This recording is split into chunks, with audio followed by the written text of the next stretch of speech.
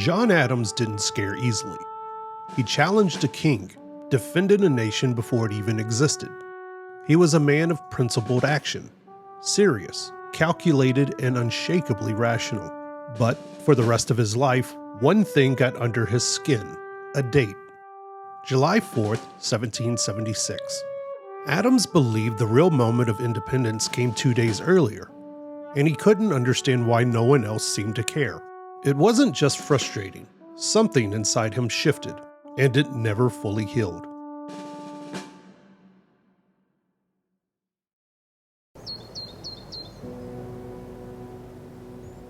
The story of American independence didn't begin in one place. It began in many, like a small New England town.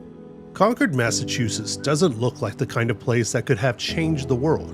It's picturesque and quiet, with tree-lined cobblestone streets, looking nearly the same as it did in 1775. But scattered monuments, a historic bridge, and a multitude of gravestones tell the story of a different time, when shots were fired, a rebellious flame was lit, and the dream of an independent nation was born. It's easy to forget how fragile it all must have felt at the time, because Concord didn't just mark the beginning of a war, it marked the first defense of that dream.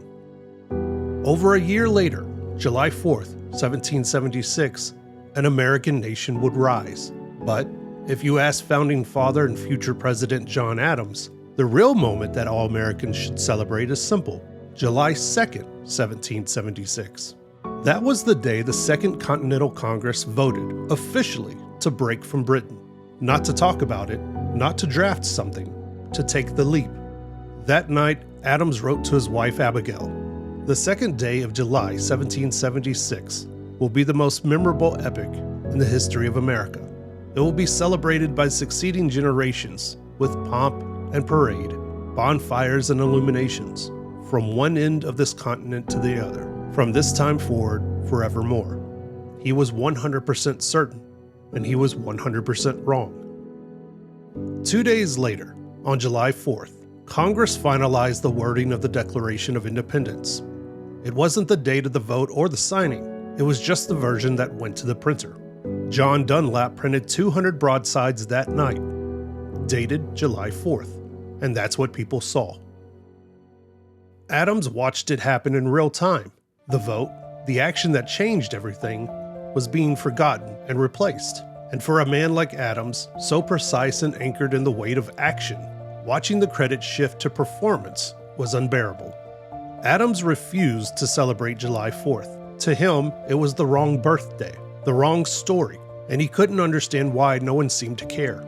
Fellow founder Benjamin Rush later recalled how Adams would still bring it up decades later, grumbling that July 2nd had been cast aside. He wasn't trying to rewrite history, he was trying to preserve it, because to Adams, July 2nd was the moment they crossed the line. And maybe it was that clarity, that moment of real risk, that he wanted remembered most. Not the words, the act of stepping into the unknown. Most of the men who built the country moved on. Thomas Jefferson never argued about the date. To him, the Declaration was part of a broader mission. George Washington had other concerns. By July, he was in New York, bracing for a British invasion. When the printed Declaration reached him, he had it read aloud to the troops in an attempt to improve morale. It worked. That night, July 9th, his men pulled down a statue of King George and turned it into bullets.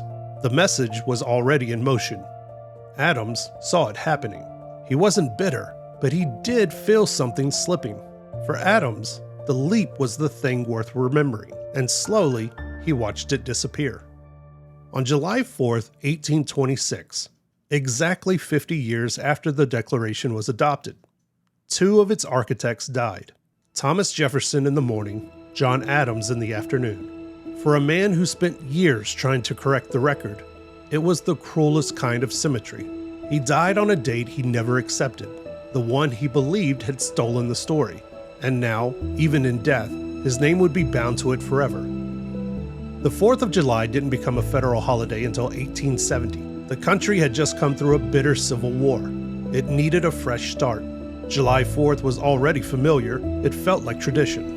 George Washington years earlier had said that documents like the Constitution, and by extension, the Declaration, were imperfect. They weren't sacred. They were the best versions that enough people could agree on. And that's what July 4th became too, an imperfect symbol. We like our stories clean. We like our freedom loud. But that's never been the whole picture, especially not for John Adams.